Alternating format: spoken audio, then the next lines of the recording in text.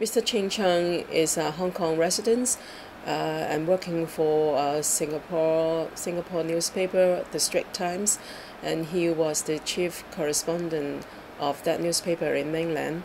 He was detained by the Chinese authority on April 22nd, but his detention was revealed after the relatives of Mr. Ching's revealed it. And then up until August 5th, the Chinese authority formally arresting him for spying.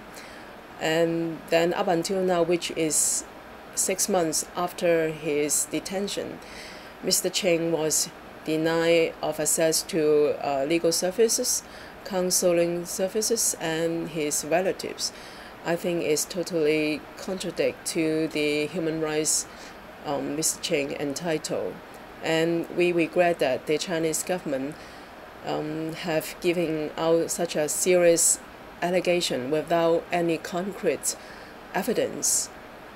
And we hope that, and I hope very much that Mr. Ching can be released if the Chinese government cannot produce any concrete evidence. My name is Mary Lau. Chinese name is Liu Minyi. I'm Mr. Ching Chang's wife. Ching Chang was born in Chaozhou, China. He came to Hong Kong about 6 or 7 years old. He was raised in Hong Kong, have the primary and secondary education in Hong Kong. And he went to the Hong Kong University for the bachelor degree, studying geography and economics. Then he went to start working for Wen Wei Bao, a pro-Beijing newspaper in Hong Kong. Then he went to the European Community Center to have a study in the EEC studies during 1982. My husband works for the Hong Kong Wen Wei Bao from 1974 till 1989.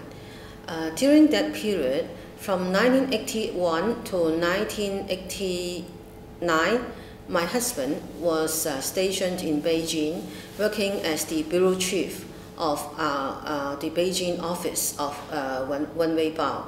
And during that period, I also worked for the Beijing Bureau from 1983 to 1987. After the June 4 massacre, more than 40 journalists and staff resigned from Hong Kong Wen Wei Bao as a mass resignation. Is a form of protest against the massacre of June 4 Tiananmen incident. And after that, my husband started Contemporary magazine. It's a magazine criticizing the China's situation and politics. And then the magazine couldn't go on after 1994. So it was closed, and my husband later went to Singapore to work for Straits Times from the year 1996 till this year, 2005. Earlier this year, that is 2005, when Mr. Zhao Ziyang, the former Secretary General of the Chinese Communist Party, passed away, my husband started to search for the second manuscript of Zhong Fengming. He had interviewed Mr. Zhao Ziyang during his days of house arrest. And earlier in April, someone asked my husband to collect the manuscript in Canton, that is Guangzhou, the southern city in China. So on the 22nd of April, my husband went to Guangzhou to collect the manuscript, and he was detained since then. I know that the Chinese authority is quite concerned about not letting the second manuscript go print.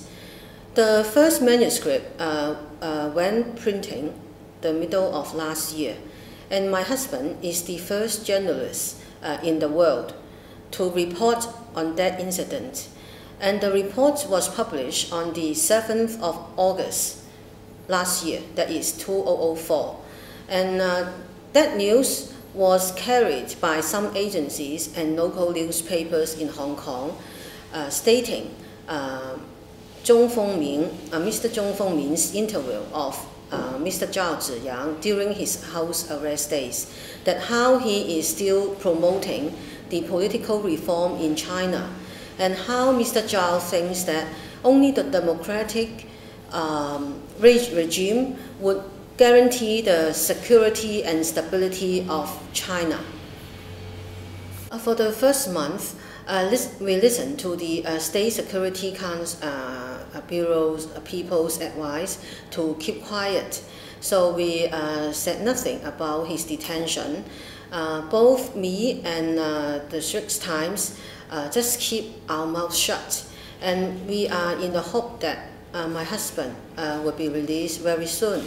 But then after more than 1 month, that is during the end of May this year, that is 2005, we find that there is no news about my husband. And it is already over 1 month that my husband was detained. So many friends, especially those from the media, started to inquire about the whereabouts of my husband.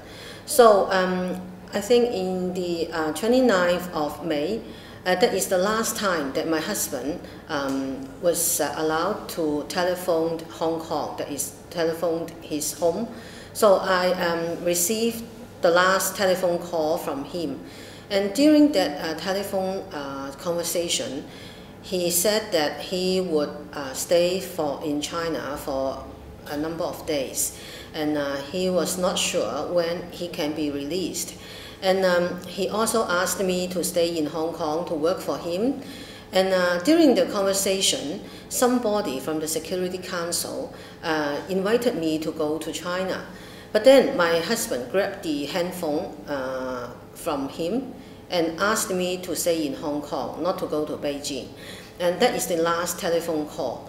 And on the 30th of May, quite a number of media people start to inquire about the whereabouts of my husband.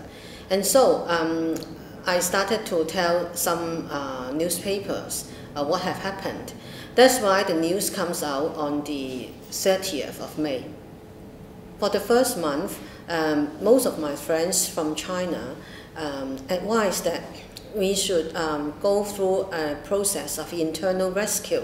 So we have entrust the work to a number of friends from China to see if they can rescue him. So quite a number of friends have written letters, reports saying my husband's work and his character, his personality, hoping that the Chinese authority would release him. But then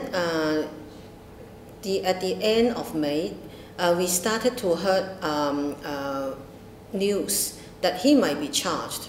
So we think that it would be better for the world to know that my husband has been detained. So the news go public afterwards.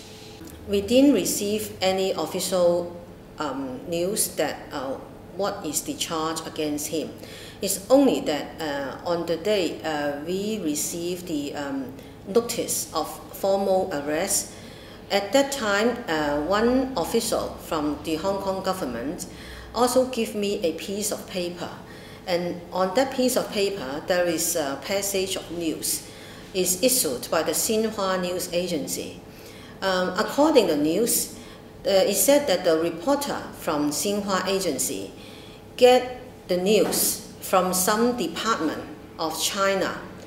In that news, the reporter didn't state what department that he was quoting as source. It's only said 有关部门, that is department concerned. And in that piece of news, it was reported that my husband was suspected to be a spy for Taiwan. Thanks to the support of the public, there have been wide coverage of my husband's detention after May. So in all the newspapers in the world, especially in the United States, in Europe, in Hong Kong, there have been a wide coverage. And initially, there is many public concern and support from the some organizations like the Reporters Without Borders, the Committee to Protect Journalists based in New York, and there have been other associations, especially the Hong Kong Journalists Association and the electoral members of Hong Kong government. They are all in full support of the early release of my husband. And I hope that all these organizations would continue their support and their work for my husband's release. I'm afraid that after the detention of Mr. Ching Chang this year, the situation, the chilling effect will take place again and even further hamper the willingness of the media to covering some sensitive news in China, because there is a saying that Mr. Ching might report some news which antagonize some Chinese leaders, which lead to his arrest. I hope that the world community, the international community, the Amnesty people and the Visual Arts Guild members would continue to support my husband, to show their concern to the case, and to look into the matter so as to make sure that the Chinese government won't do anything to harm my husband.